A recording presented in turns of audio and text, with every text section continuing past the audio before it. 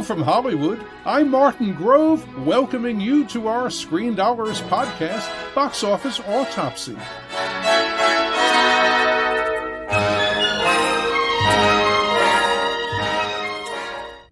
In today's conversation, we'll look at the marketplace and analyze how things are going and where they're going. Joining me on the line now is Screen Dollars box office guru Dick Walsh. Between Dick's career in exhibition, including as film chairman of AMC Entertainment, and my own days talking about movies on CNN, Entertainment Tonight, and as a Hollywood Reporter columnist, we've logged nearly 100 years in Hollywood. That doesn't mean we're always right, but we've definitely got a few opinions to share.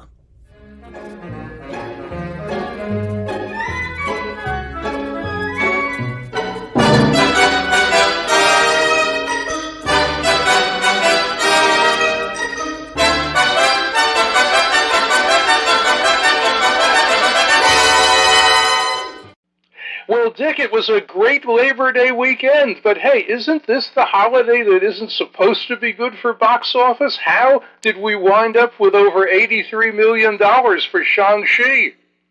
Well, I think everything aligned perfectly for this picture, even though the situation would have said that it could not possibly have done $83 million. You had first and foremost the traditional soft performance of the Labor Day weekend, where the studios historically have avoided even releasing a picture in wide release over this holiday. You know, it's known as the official end of the summer, but studios for years have stayed away from it.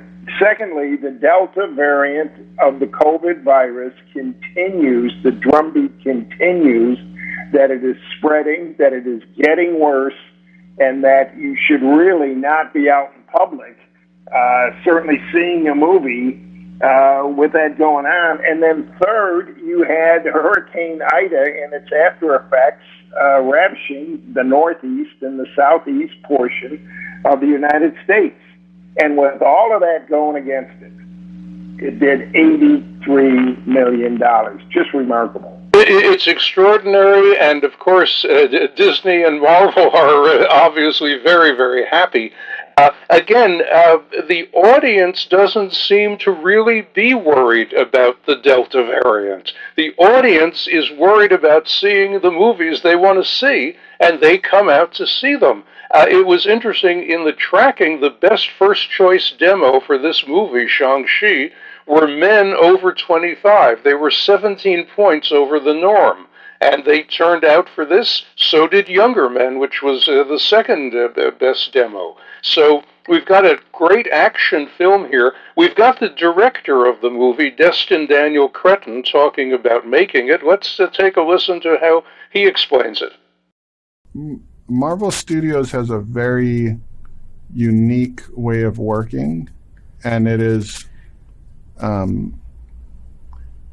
surprisingly really fun.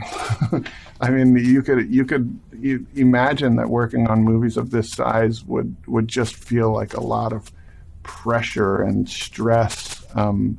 But the way that the studio works is not really rooted in fear. It's rooted in exploration, where risk taking is encouraged, and there really isn't a hierarchy where one person has all the ideas and everybody else needs to shut up and follow. This is an environment where the best idea rises to the top, even if that idea comes from an intern or a PA. That was Destin Daniel Cretton, who directed Shang-Chi and the Legend of the Ten Rings. Now, what's also interesting about this movie is how well it opened internationally. The international marketplace is having a lot of impact from the pandemic still. In fact, Southeast Asia, with the exception of Singapore, is pretty much shut down. But it did over $56 million in 41 markets, territories around the world. So the global cume based on 3 days, not 4 days, because that's just our domestic holiday weekend, based on 3 days, almost $128 million. Not a bad start, eh? No, this number would have been considered terrific on any weekend, and to do it over the Labor Day weekend is, quite spectacular. And to beat the previous record. The previous record was the remake of Halloween in 2007 that did just over $30 million. This beat that Labor Day weekend record by 2.5 times. Well, and when you look back to last Labor Day weekend with Tenet, which opened to a little over $11 million, this is awfully good. It is, by the way, also the second biggest opening this summer in the pandemic era. Right after Black Widow, which opened to $80.3 million, and ahead of F9, which ranks third with about $70 million. So this was a really good opening, and it's because it's a really good film, and people are really, enjoying it. They have created in this film, by the way, a new action Marvel star, and he is Simu Liu. We have him, Dick, talking right now about being in this movie. Let's give a listen. I think audiences can look forward to some of the most incredible action sequences in any Marvel movie or any movie period. I think they can look forward to really surprising moments of comedy and also really surprising moments of emotional depth and intimacy. And that's what you get with a wonderful director like Destin. He's so good at kind of crafting this intimate story, rich with human emotion and intricacy, but in the backdrop of this massive blockbuster movie. I think he does it so masterfully, and I think audiences are really going to be surprised at the emotional depth of the movie when they watch it. That was Simu Liu, and you can definitely count on seeing him in future movies, certainly future movies in the Marvel Cinematic Universe, Shang-Chi, by the way, being the 25th in that series. Let's move on down the chart now, and it's a big drop down, and that's to second place with Candyman, number 2, with about $13.4 million for the 4-day weekend. Yes, but it was in light of the fact that Shang-Chi did so much business, it only dropped 52%. And that's a very strong hold in the summer of 2021. And for a horror flick to hold in that well, that was another positive sign of the weekend. And I just want to throw in there, as you say, is very positive. And it also shows the value of not having day-and-date streaming, because Candyman opened with a 21-day exclusive theatrical window, so it's not competing with itself on any streaming channel. And the same for Shang-Chi, and these were important tests for exhibition. Can you gross enough that the studios will be satisfied that they can keep on the shelf for home distribution their biggest of pictures and be satisfied with the gross only thrown by theaters? And certainly in the last 3 or 4 weeks, started with Free Guy, continued on with Candyman, and now with Shang-Chi, just shows the power of going to the movies. And with Candyman, I think one of the advantages that Universal had is that it's a well-known property. It was, of course, a big hit in 1992 when the original Candyman opened. Vanessa Williams, who is in Candyman, the reboot now, Vanessa was in the 1992 original, playing the same character. We have her talking about that 1992 film. What I really love about what this film does, the updated Say My Name version of it, is that it really, like the original, it talks about so many topical, the politic of the day, the politic in terms of gentrification, what it means to be an artist, what it means to have a place in the world, Candyman is driven by his need for his story to be told. And so I think all those things resonate with us as an audience, and I think it's just a good show. So people want to see more of it and see what has happened. That was Vanessa Williams looking back to the 1992 original version of Candyman. But, with all of this great news at the box office this weekend, we also have a big news story about the box office yet to come, and that is Paramount moving Top Gun Maverick, the Tom Cruise sequel, of course, from November 19th, where we were almost about to see it now, to Memorial Day of next year. And reportedly, because the international marketplace is still hurting because of the pandemic, much less so the domestic marketplace. But, Dick, I think this is, perhaps at Paramount, I wonder, are they looking at the success now of Shang-Chi and saying, something, maybe we made a mistake? Well, you've got to think that nothing breeds success like success in Hollywood, and everybody follows the same models. And Paramount might have been 1 week too early in declaring that it was time to delay those pictures. And it was very important for exhibition that the stabilization of the fourth quarter release schedule would be holding in there. And in light of what happened Friday, Saturday, Sunday, and now going into Monday of this weekend, we're going to have the studio saying, geez, I think we need to just go out there, and if we've got a good picture, as you said, Marty, let's get behind it, let's sell it, and let's get it out in the marketplace. The move of Top Gun Maverick will actually, I think, benefit Disney Marvel with the Eternals, which is opening November 5th, and it will also help Sony, which is opening Ghostbusters Afterlife. It was going to open on November 11th, but they took over almost instantly the November 19th slot that Top Gun Maverick had. And without getting into too long an analysis of this, let me just say that it means that the second weekend of both of those pictures is going to be a lot less competitive and a lot better for them without Top Gun Maverick in the marketplace. It is very interesting, as you point out, that the dates that were vacated were almost immediately taken by other pictures. And that shows that, everybody is paying attention to everybody else's moves. And once again, you've got perhaps a strengthening of those titles. Now, certainly we're not going to be able to replace Top Gun. And, that was a key fourth quarter title. But you're absolutely right. Those other two pictures are going to benefit by that move, and they will do better than they would have under regular circumstances.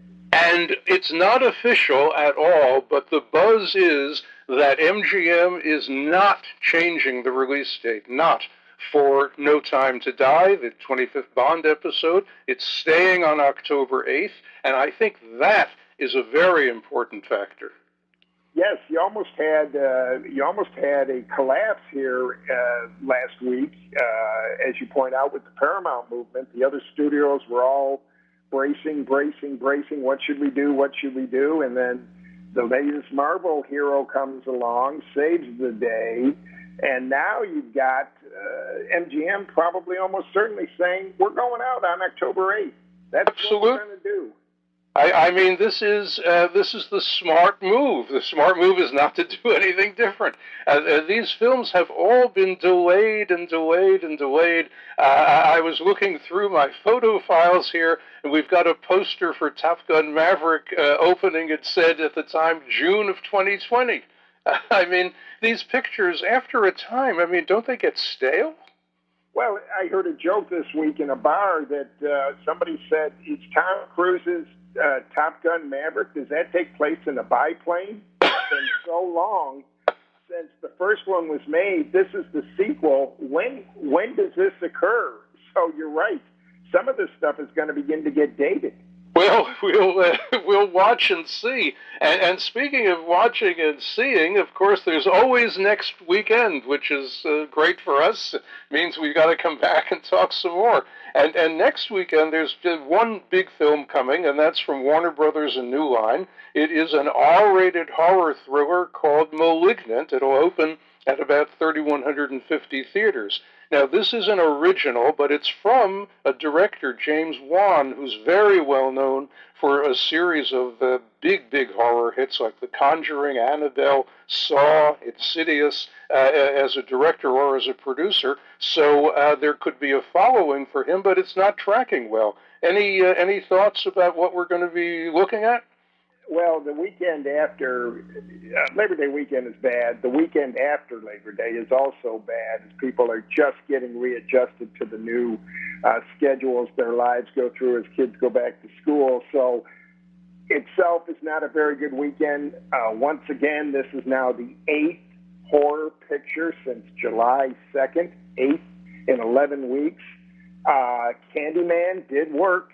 Candyman broke through, found its audience. Held very well this weekend and is considered a success. But how many horror dollars are out there for the audience? Well, as we said before, Candyman did have the advantage of not competing with itself on streaming. In the case of Malignant, however, it will be streaming day and date on HBO Max. And it brings to mind the question about whether people really want to be terrified at home on the couch. It's one thing to be in a theater the right way and to have everybody screaming at the same time. So just to take a listen here, we have a scary scene from Malignant, and let's see whether we would like to watch this at home alone. Maybe not, but let's take a listen now. The body of Dr. Florence Weaver was found brutally murdered in her home this morning. Did you know her? No, but I saw her die. I'm seeing things. I'm seeing murders as they're happening. Hello? He says his name is Gabriel. I think he's someone from my past. That's a scene from Malignant, and I'm not so sure I'd like to see that at home alone. It's kind of, better in a theater, as I say, with everybody else screaming at the same time. Well, similar to comedy, the horror genre really needs other people in the auditorium to keep the emotion going and to keep the terror going. And there's something about watching a comedy at home and you laugh once or twice and say that wasn't very funny. Yet if you had seen it in a movie theater, you would have said that's a pretty funny picture. People were laughing throughout. So it's a strange conundrum we find ourselves in. And here may be a time where exhibition once again says, look, you killed the picture. You went right to streaming day and date, didn't allow it to breathe in a movie theater. And I think to just wrap up here now on a very happy note yet again to say that Shang-Chi and the Legend of the Ten Rings, opening to roughly $83.5 million for the 4-day weekend, shows the benefit of not having to have day-and-date streaming competing against yourself. Let's come back, Dick, next weekend and do it again. I will see you then, Marty.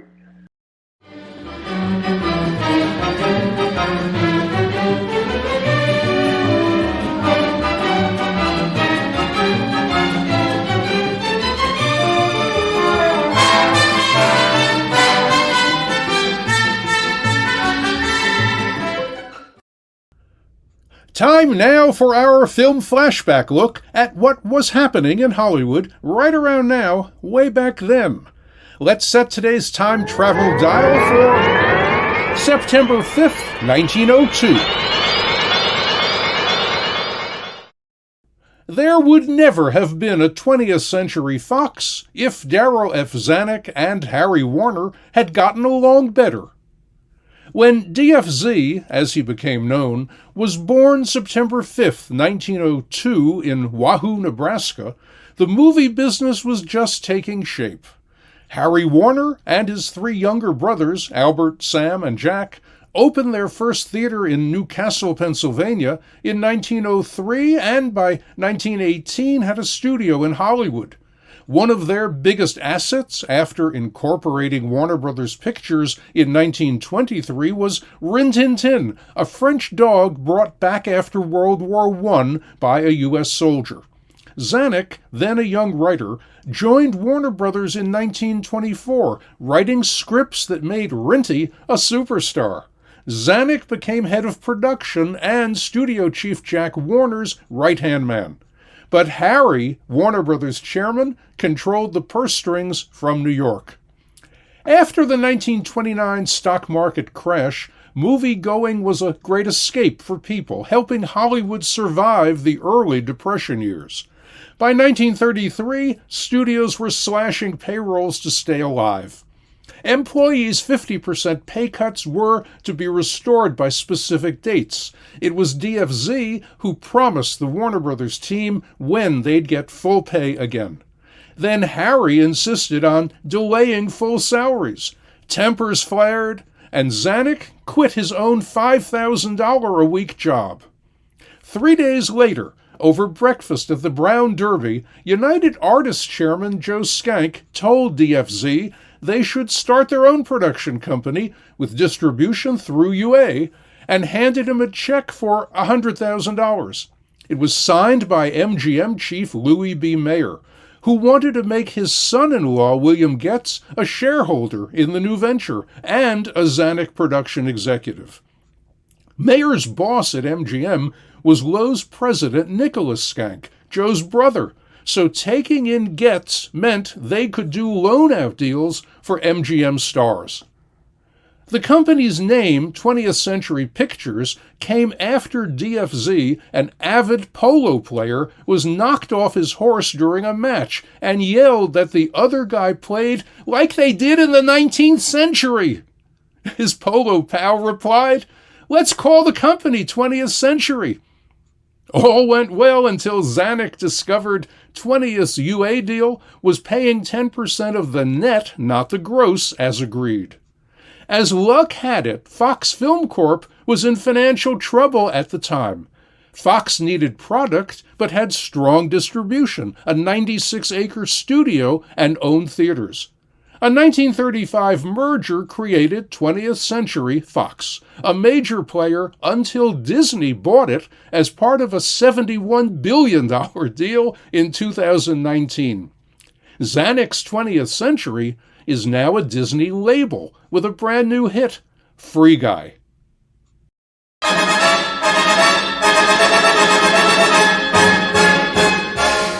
And that's it for today's podcast. Thanks for listening. We'll be back with another box office autopsy next week. In Hollywood for Screen Dollars, I'm Martin Grove.